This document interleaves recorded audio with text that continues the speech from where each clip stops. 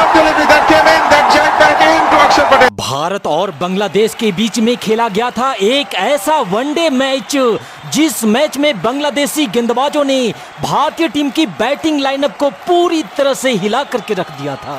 भारत का विकेट पतझड़ के सूखे पत्तों की तरह गिर रहा था और बांग्लादेशी नाच नाच करके भारतीय टीम की इस हालत के मजे ले रहे थे। देखते ही देखते पूरी भारतीय टीम मात्र 105 रनों पर ही ढेर हो जाती है और भारत को 105 पे ऑल आउट कर समस्त बांग्लादेश ने इस मैच को जीता हुआ समझकर वानरों की तरह उछलना कूदना भी शुरू कर दिया था। लेकिन रुको बांग्लादेश, जरा ठहरो, अभी इतनी भी जल्दी क्या है? अभी तो हवा में उड़ते तुम्हारे पैरों को जमीन पर पटकना बाकी है।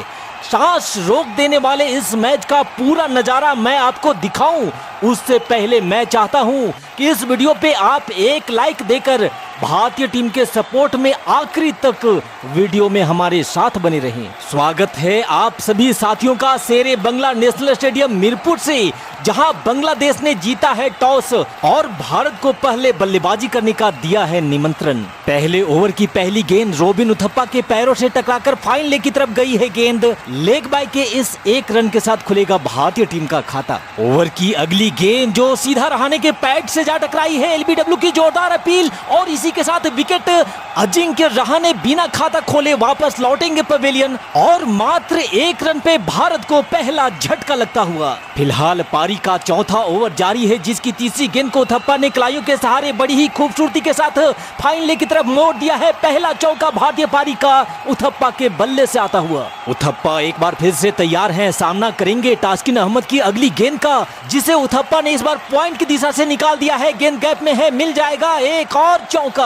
7.3 ओवर के बाद भारत 26 रन एक विकेट खोने के बाद और तास्किन अहमद की इस गेंद को उथप्पा हवा में उठाकर मारना चाहते थे पर सही से टाइम नहीं कर पाए। 14 रन बनाकर उथप्पा वापस लौटेंगे पवेलियन और 26 पे भारत को दूसरा झटका लगता हुआ। मीरपुर का स्टेडियम बांग्लादेशी नारों और उनके समर्थकों की दहाड़ से गूंज उठा था। यहाँ से आगे भारतीय टीम ने अपने खाते में महज 2 रन और जोड़े ही थे कि तभी नए बल्लेबाज अंबती रायडू भी मात्र 1 रन बना करके चलते बने और मात्र 28 पे भारत को तीसरा झटका भी अब लग चुका था। हालांकि यहां से आगे नए बल्लेबाज सुरेश रैना ने आते ही आक्रामक बल्लेबाजी करनी शुरू करी और पहले तो मुर्तजा को रडार में लेकर के एक शानदार चौका जड़ा और उसके बाद रैना ने तास्किन अहमद को भी आड़े हाथों में लिया और एक और शानदार चौका जड़ते हुए रैना ने भारतीय टीम से प्रेशर को थोड़ा कम जरूर किया था। यहाँ मुर्तजा की इस गेंद पर सुरेश रैना काफी भाग्यशाली रहे क्योंकि गेंद काफी देर तक हवा में थी, लेकिन अंततः 4 रनों के लिए सीमा रेखा को पार कर गई। यहाँ पर रन जैसे भी आए पर भारत के लिए रन आना बेहद जरूरी था और इसी बीच सुरेश रैना एक और तेज सिंगल चुराने के प्रयास में रन आउट होने से बाल बाल बच जाते हैं। मीरपुर का ये मैदान भारतीय बल्लेबाजों के लिए काल बना हुआ था और इसी बीच तास्किन अहमद ने पुजारा को भी 11 रनों पर आउट कर मात्र 55 के स्कोर पर ही भारत को चौथा झटका भी दे दिया। यहाँ से आगे पारी के 17वें ओवर में रिद्धिमान साहा ने जैसे तैसे करके एक चौका तो जरूर लगाया, लेकिन फिर उसी ओवर में अगली ही गेंद पर रिद्धिमान साहा भी 5 रनों की पारी खेल आउट हो जाते हैं और मात्र 65 के स्कोर पर आधी भारतीय टीम अब ड्रेसिंग रूम की शोभा बढ़ा रही थी। कोई भी भारतीय बल्लेबाज यहाँ टिक नहीं पा रहा था। एकमात्र खिलाड़ी सुरेश रैना ही थे जो अच्छी बल्लेबाजी कर रहे थे, लेकिन 17वें ओवर की आखिरी गेंद पर सुरेश रैना भी रन आउट हो जाते हैं और 17 ओवर की समाप्ति के बाद अब भारतीय टीम के बोर्ड पर स्कोर थे 66 पे 6। फिर शुरू होता है पारी का 18वां ओवर, जिसकी पहली ही गेंद पर अक्षर पटेल ने जोरदार प्रहार किया और 4 रनों के साथ अपना खाता खोला और फिर उसी ओवर में अक्षर पटेल ने इस बार ऑफ साइड में एक और जबरदस्त चौका लगाते हुए भारतीय टीम की वापसी की पूरी कोशिश में लगे हुए थे। लेकिन आज तो नसीब में कुछ और ही लिखा था। 18वें ओवर की 5वीं बॉल पर अक्षर पटेल भी आउट हो जाते हैं और मात्र 75 पे अब भारत 7वां विकेट भी गंवा चुका था। यहाँ 75 से 81 के स्कोर तक आते आते भारत अपना 8वां विकेट भी गंवा देता है। भारतीय बल्लेबाजों के साथ यहाँ क्या हो रहा था ये किसी को कुछ समझ में नहीं आ रहा था। अब तो भारतीय फैंस बस यही उम्मीद कर रहे थे कि किसी तरह भारत का स्कोर बस 100 रनों को पार कर जाए, लेकिन ऐसा होने का चांस यहाँ कम ही दिख रहा था, क्योंकि 86 के स्कोर पर अमित मिश्रा के रूप में अब भारतीय टीम अपना 9वां विकेट भी गंवा चुकी थी। अब भारतीय टीम का आखिरी विकेट मैदान पर था। सामने थे उमेश यादव, जिन्होंने बॉलर के सर के ऊपर से डाउन द ग्राउंड एक कमाल का चौका जड़कर भारत के स्कोर को 92 रनों तक पहुंचा दिया। पारी के 25वें ओवर में अल अमीन एक घातक बाउंसर उमेश यादव को मारता है, लेकिन उमेश यादव ने बड़ी ही सूझबूझ के साथ कीपर के ऊपर से भेज दिया गेंद को एक और चौके के लिए। और फिर ओवर की आखिरी गेंद पर उमेश यादव ने किया एक और जोरदार प्रहार और गेंद को भेज दिया 6 रनों के लिए सीमा रेखा के पार।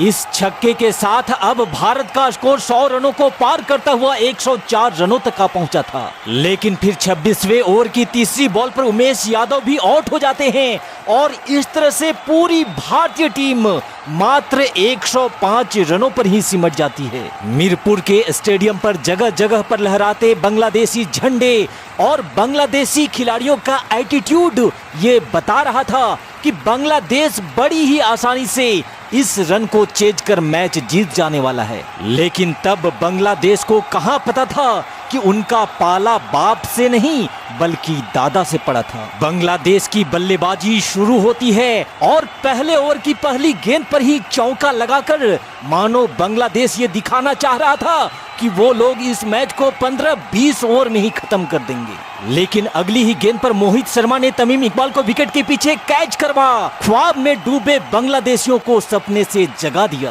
भारतीय पारी की जबरदस्त आगाज हो चुकी थी, लेकिन फिर मैदान पे बल्लेबाजी के लिए आता है मिथुन और मिथुन ने भी आते ही आक्रामक बल्लेबाजी करते हुए एक शानदार चौका जड़ दिया। चूंकि भारत के पास बोर्ड पर रन कम थे, इसलिए भारत को जरूरत थी जल्द ही एक और विकेट की। हालांकि मिथुन ने उसी ओवर में एक और चौका लगाकर अभी तक बांग्लादेशी खेमे को जलवा जलाल ही रखा था। लेकिन फिर तीसरे ओवर की आखिरी गेंद पर मोहित शर्मा ने दिला दी वो सफलता जिसकी जरूरत भारत को थी। इनामुल हक को भी बिना खाता खोले ही पवेलियन वापस भेज दिया गया था। अपने टीम की ये हालत देखकर बांग्लादेशी समर्थक जो पहले वानरों की तरह उछल कूद रहे थे, उनको अब मानो किसी सांप ने सूंघ लिया हो। हालांकि 2 विकेट खोने के बाद भी अभी तक मिथुन वैसा ही आक्रामक बल्लेबाजी किए जा रहा था। उमेश यादव की गति का इस्तेमाल करते हुए मिथुन ने बैक टू बैक 2 चौके जड़ डाले थे। दूसरी छोर पर मिथुन का साथ दे रहा मुशफिकुर, जो पहले तो संभल कर बल्लेबाजी कर रहा था, लेकिन शायद अब उसे भी मैच जल्दी खत्म करने की जल्दबाजी हो गई थी। यहाँ पारी के 9वें ओवर में मिथुन ने एक और बार गेंद को सीमा रेखा के बाहर भेजा और 4 और महत्वपूर्ण रन बांग्लादेश के खाते में जोड़ दिए। बांग्लादेश के ये दोनों बल्लेबाज बड़ी ही बेरहमी से भारतीय गेंदबाजों को पीटे जा रहे थे। बांग्लादेशी खेमा एक बार फिर से जश्न के माहौल में डूब चुका था। लेकिन फिर 12वें ओवर की चौथी बॉल पर बिन्नी ने मुशफिकुर को विकेट के पीछे कैच करवा 44 पे बांग्लादेश को तीसरा झटका देकर एक बार फिर से भारत की जीत की उम्मीदों को जिंदा कर दिया। यहाँ से आगे बांग्लादेश ने अभी चंद रन और जोड़े ही थे कि तभी मिथुन की हीरोगिरी पे भी विराम लगाते हुए बिन्नी ने 50 के स्कोर पर बांग्लादेश को चौथा झटका दे दिया। इसके बाद तो भारतीय गेंदबाजों ने बांग्लादेश के विकेट को ऐसे गिराना शुरू कर दिया जैसे मैदान पे विकेट की बरसात शुरू हो गई हो। 15वें ओवर की पहली ही गेंद पर मोहित शर्मा ने साकिबुल हसन को भी आउट कर बांग्लादेश की कमर को ही तोड़ डाला था। और फिर अपने उसी ओवर में मोहित शर्मा ने डाली कमाल की एक और गेंद और इस बार जियाउर रहमान की पारी को भी टाटा बाय बाय बोल दिया गया था।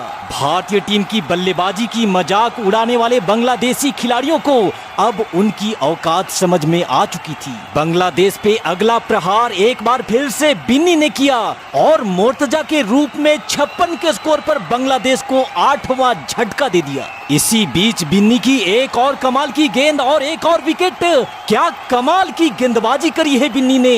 मात्र 4 रन देकर 5 विकेट लेकर यहाँ पर बिन्नी ने बांग्लादेशी समर्थकों को माथा पीटने पे मजबूर कर दिया था। और फिर बांग्लादेश के आखिरी विकेट को भी बिन्नी ने ही ढाहा और इस तरह से भारतीय टीम का मजाक उड़ाने वाले बांग्लादेश को मात्र 58 रनों पर ही ऑल आउट कर दिया जाता है और इस लो स्कोरिंग मैच को भी भारत 47 रन से जीत लेता है। बांग्लादेश को सबक सिखाने वाली भारतीय टीम का ये जवाब अगर आपको पसंद आया हो तो इस वीडियो पे एक लाइक जरूर दीजिएगा और जाने से पहले चैनल को सब्सक्राइब करते हुए जाइएगा।